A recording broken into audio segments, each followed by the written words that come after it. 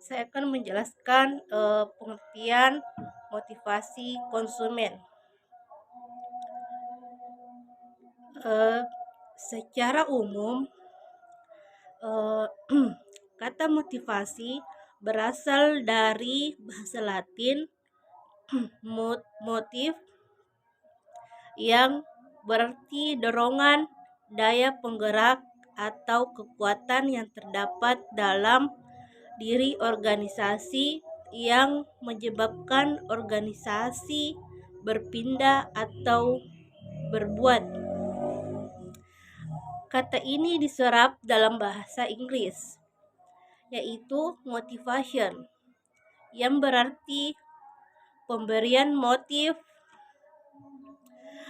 penimbungan motif, atau hal yang menimbulkan dorongan atau keadaan yang menimbulkan dorongan sehingga dapat disimpulkan motivasi konsumen merupakan suatu yang berasal dari dalam diri konsumen sehingga melakukan aktivitas pembelian dengan kondisi yang penggerakkan konsumen agar mampu mencapai tujuan motifnya. Fungsi motivasi konsumen: A. Mendorong manusia untuk berbuat, dalam arti motivasi penggerak dari setiap kegiatan yang akan dikerjakan oleh kewirausahawan.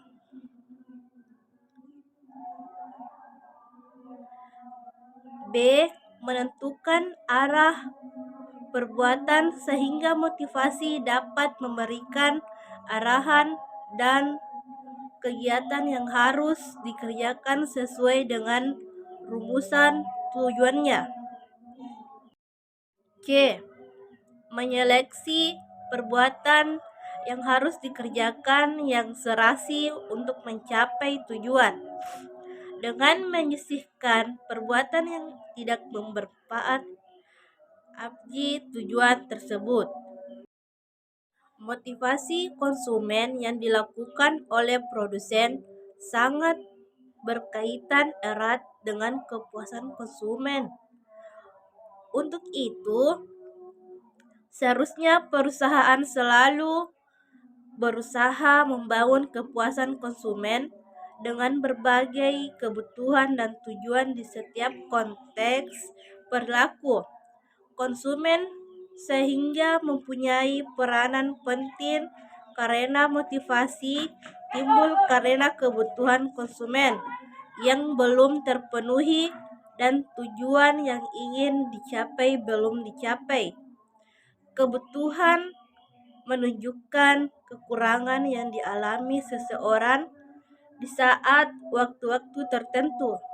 Tujuan motivasi konsumen, yaitu tujuan motivasi konsumen merupakan yang pertama, meningkatkan kepuasan, yang kedua, mempertahankan loyalitas, yang ketiga, efisiensi, yang keempat, efektivitas, yang kelima, menciptakan suatu hubungan yang harmonis antara produsen atau penjual dengan pembeli atau konsumen.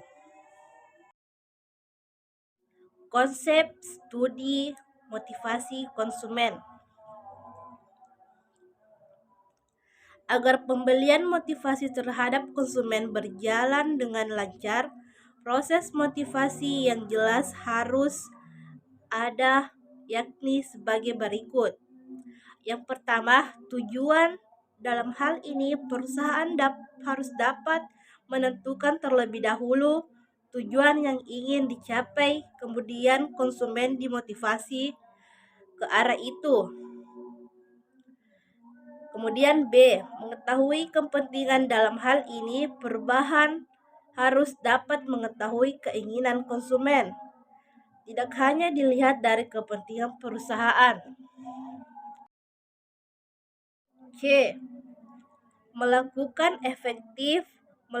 komunikasi dengan baik terhadap konsumen agar konsumen dapat mengetahui hal-hal yang harus mereka lakukan dan hal-hal yang bisa mereka dapatkan. D. Integrasi tujuan, di mana proses motivasi ini perlu untuk menyatukan tujuan perusahaan dan tujuan kepentingan konsumen. Kedua kepentingan tersebut harus disatukan dan untuk itu penting adanya penyesuaian motivasi. E. Fasilitas. Perusahaan memberikan fasilitas agar konsumen mudah mendapatkan barang dan jasa yang dihasilkan oleh perusahaan. Memahami kebutuhan konsumen. Kebutuhan menunjukkan kekurangan yang dialami seseorang pada waktu tertentu. Kebutuhan dipandang sebagai penggerak atau pembangkit perilaku. Artinya, jika kebutuhan akibat kekurangan itu muncul, maka individu lebih peka terhadap usaha motivasi para konsumen. Secara garis besar, kebutuhan konsumen diklarifikasi sebagai berikut. A. Fisiologis. Kebutuhan ini mencakup dasar-dasar kelangsungan hidup termasuk rasa lapar, haus, dan kebutuhan hidup lainnya. B. Keamanan. Kebutuhan ini berkenaan dengan kelangsungan hidup fisik dan aman. C. Afiliasi dan pemilikan. Kebutuhan untuk diterima oleh orang lain menjadi orang penting bagi mereka. Kemudian D. Prestasi, keinginan dasar akan keberhasilan dalam memenuhi tujuan pribadi. E. Kekuasaan, keinginan untuk mendapatkan kendali atas nasib sendiri dan orang lain. F.